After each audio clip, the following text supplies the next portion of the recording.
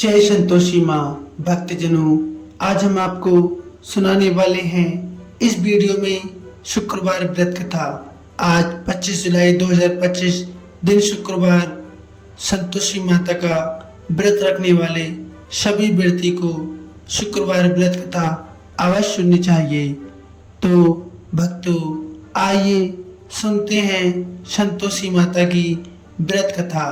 इससे पहले आप हमारे चैनल पर यदि नए हैं तो सब्सक्राइब अवश्य कर लें, साथ ही वीडियो को लाइक शेयर अवश्य करें।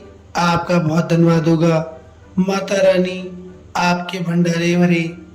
आपकी सच्ची निष्ठा और भावना को देखकर माता आपके घर में सुख सौभाग्य का आशीर्वाद प्रदान करें। तो आइए भक्तों, सप्रेम सुनते हैं संतोषी माता की शुक्रवार व्रत कथा। एक बुढ़िया थी, उसके 7 बेटे थे। 6 कमाने वाले थे, जबकि एक बहुत निकम्मा था। बुढ़िया 6 बेटों को रसोई बनाती, भोजन करवाती और जो कुछ ऊँटा बचता वह 7वें को दे देती। एक दिन वह अपनी पत्नी से बोला, देखो मेरी माता जी मुझ पर कितना प्रेम करती हैं। उस पर उसकी पत्नी बोली, क्यों नहीं करती, सबका झूठा बचा आपको जो खिलाती हैं। वह बोला, ऐसा नहीं हो सकता, मैं जब तक आंखों से ना देख लूं मान नहीं सकता। बहू हंसकर बोली, जब आप देख लोगे तब तो मानोगे ना। कुछ दिन बाद एक त्योहार आया। घर में 7 प्रकार के भोजन, चूरमे के लड्डू बने। वह जांचने को सिर दुखाने के बहाने पतला वस्त्र सिर पर रखकर रसोई घर में सो गया। वह कपड़े में से सब देखता रहा। 6 भाई भोजन करने आए। उसने देखा माँ ने उनके लिए सुंदर आसन बिछाकर नाना प्रकार की रसोई परोसी और आग्रह करके उन्हें जमाया। वह देखता रहा। 6 भाई भोजन करके चले गए। उनकी झूठी थालियों में से लड्डुओं के टुकड़े उठाकर एक लड्डू बनाया। जूठन साफ कर बुढ़िया माँ ने उसे पुकारा, बेटा तुम्हारे सभी भाई भोजन करके चले गए हैं, अब तू ही बाकी है, उठ आ भोजन खा ले। वह कहने लगा, माँ मुझे भोजन नहीं करना, मैं अब परदेश जा रहा हूँ। माँ ने कहा, कल जाता हो बेटा, आज ही चला जा। वह बोला, हाँ आज ही जा रहा हूँ। चलते समय उसे अपनी पत्नी की याद आई। वह गौशाला में उपले थाप रही थी। वहां जाकर वह उससे बोला, हम जामे परदेश आवेंगे कुछ काल, तुम रहियो संतोष से धर्म अपनो पाल। वह बोली, जाओ पिया आनंद से, हमरो सोच हटाए, राम भरोसे हम रहे ईश्वर तुम्हें सहाय। दे दो कोई निशानी आपन, देख धरू में धीर, सुध मत हमारी विसरियो, रखियो मन गंभीर। फिर वह बोला, मेरे पास तो कुछ नहीं है, ये एक अंगूठी है, सो तुम ले लो और अपनी कुछ निशानी मुझे दे दो। वह बोली, मेरे पास क्या है, ये गोबर भरा हाथ है। ये कहकर उसने उसकी पीठ में गोबर के हाथ की थाप मार दी। वह चल दिया। चलते चलते दूर प्रदेश पहुंचा। वहां जाकर एक साहूकार की दुकान पर उसे नौकरी रखने के लिए वह अर्जी करने लगा। साहूकार को भी जरूरत थी। वह बोला, रह जा। लड़के ने पूछा, तनख्वाह क्या दोगे? साहूकार ने कहा, काम देख कर दाम मिलेंगे। साहूकार की नौकरी मिली। वह सुबह 7 बजे से 10 बजे तक नौकरी बजाने लगा। कुछ दिनों में दुकान का सारा लेन देन, हिसाब किताब, ग्राहकों को माल बेचना, सारा काम करने लगा। साहूकार के 7-8 नौकर थे। वे सब चक्कर खाने लगे, ये तो बहुत होशियार बन गया है। सेठ ने भी उसका काम देखा और 3 महीने में ही उसे आधे मुनाफे का हिस्सेदार बना लिया। वह कुछ वर्ष में एक नामी सेठ बन गया और मालिक सारा कारोबार उस पर छोड़कर चला गया। पति की अनुपस्थिति में सास ने बहू पर बहुत अत्याचार किए। इधर उसकी पत्नी को सास ससुर दुख देने लगे। सारी गृहस्थी का काम करवाकर उसे लकड़ी लेने जंगल में भेज दे। इसी बीच घर के आटे में से जो भूसी निकलती उसकी रोटी बनाकर रख दी जाती। और फूटे नारियल के छिकले में उसे पानी दे दिया जाता। एक दिन वह लकड़ी लेने जा रही थी। रास्ते में बहुत सी स्त्रियां संतोषी माता का व्रत करती दिखाई दी।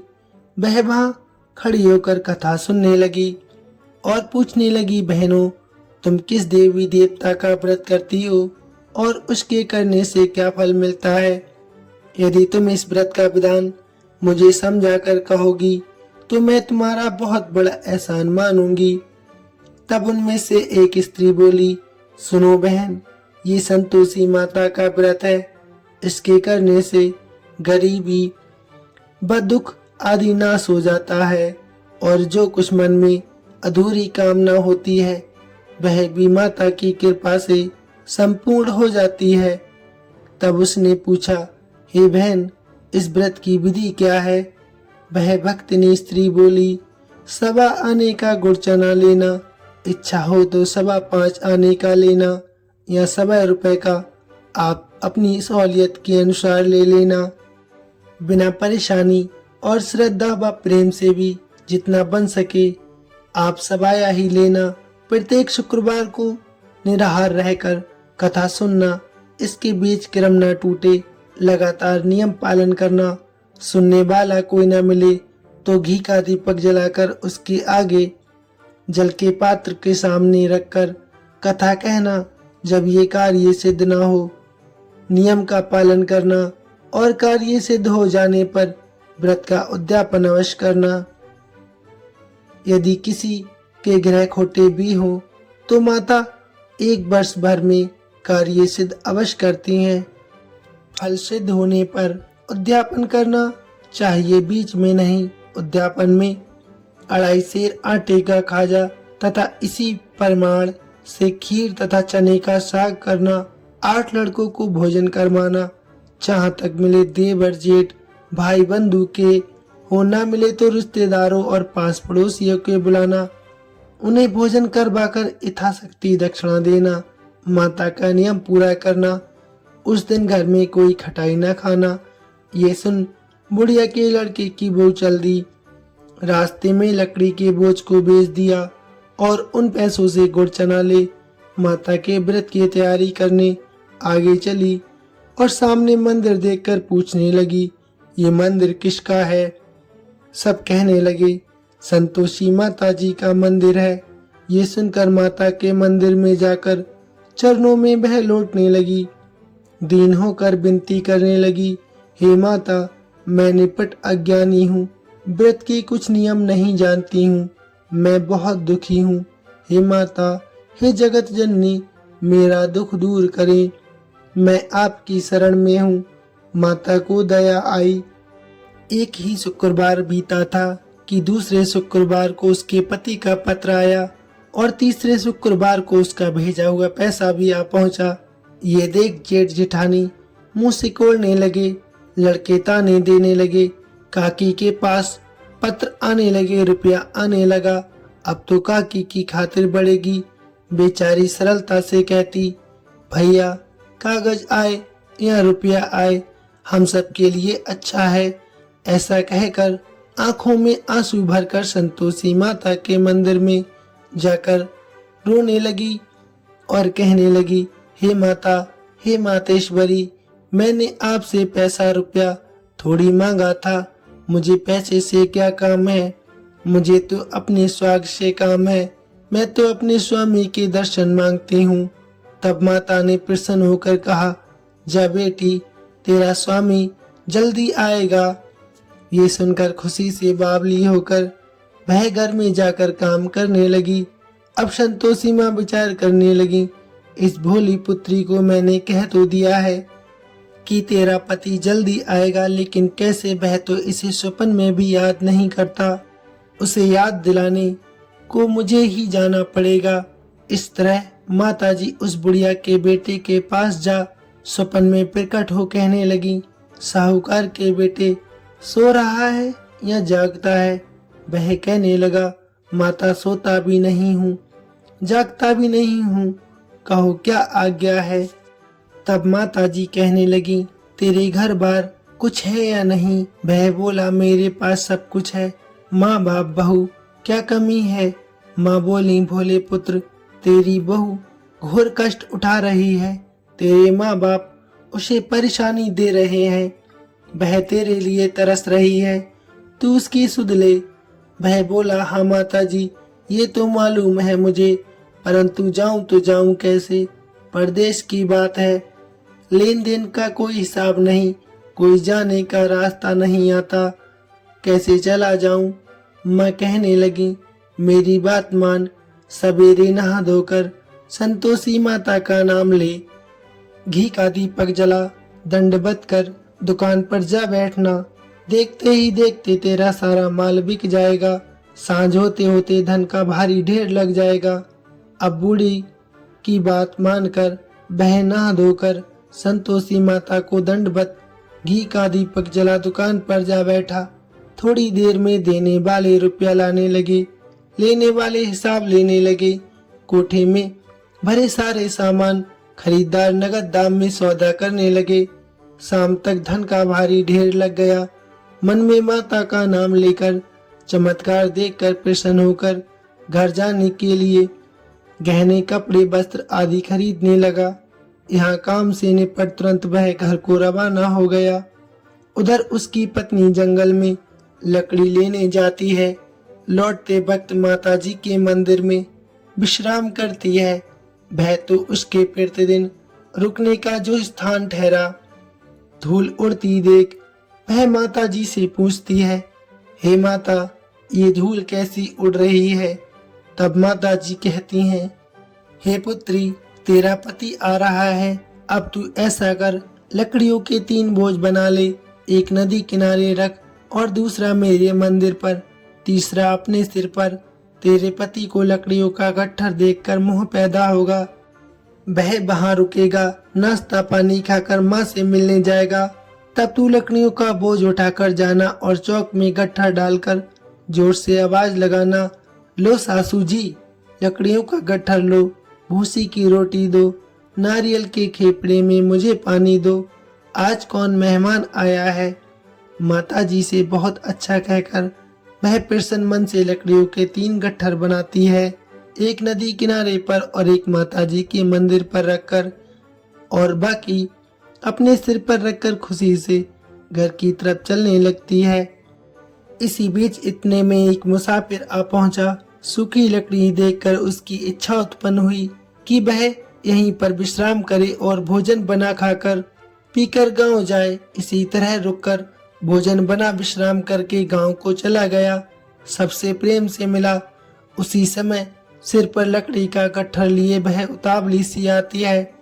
लकड़ियों का भारी बोझ आंगन में डालकर जोर से 3 आवाज देती है, लो सासू जी, लकड़ियों का गट्ठर लो, भूसी की रोटी दो, आज मेहमान कौन आया है।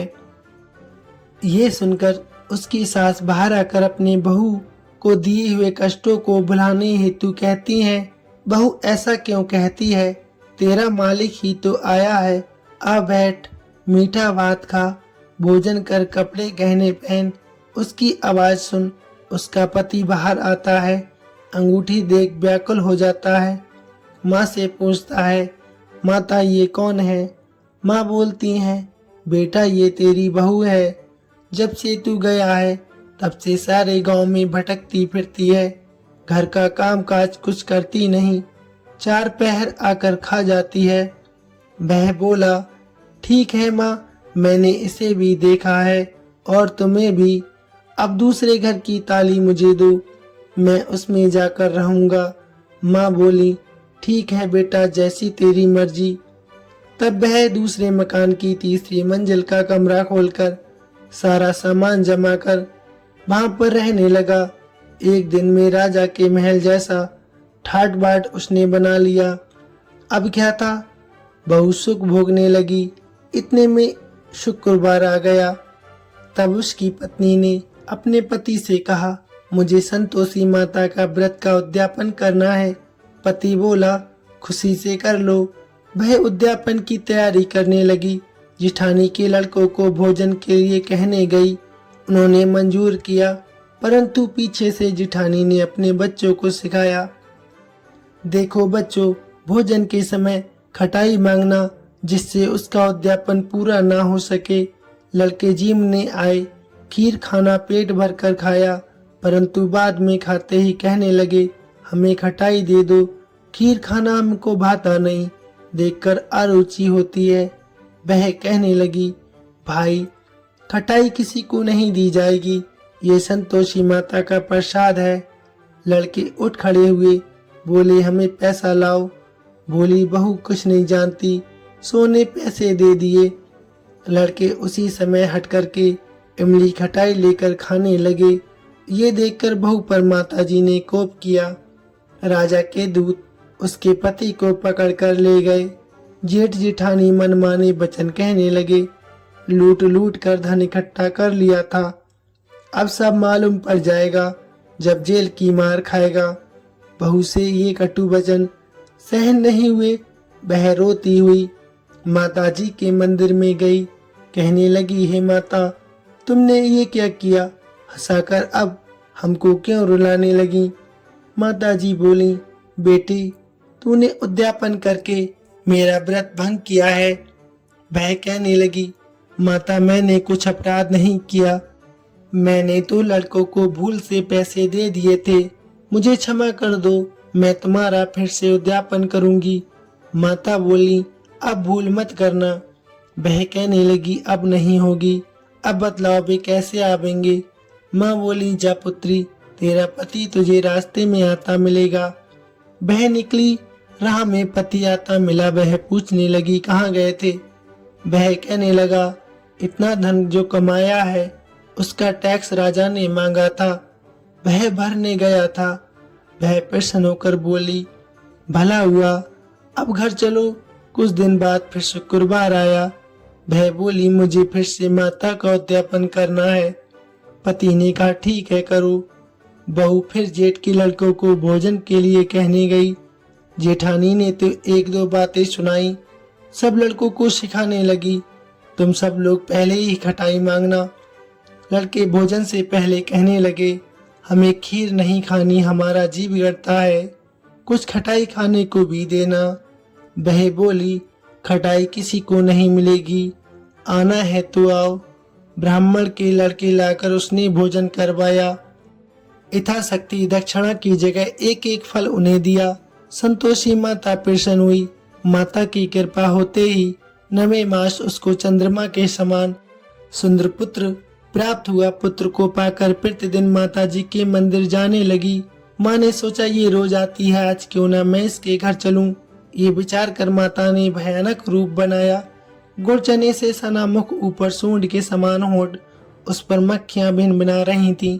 दहलीज पर पांव रखते ही उसकी सास चिल्लाई, देखो रे, कोई चुड़ैल डाकिन चली आ रही है, लड़कों इसे भगाओ नहीं तो किसी को खा जाएगी।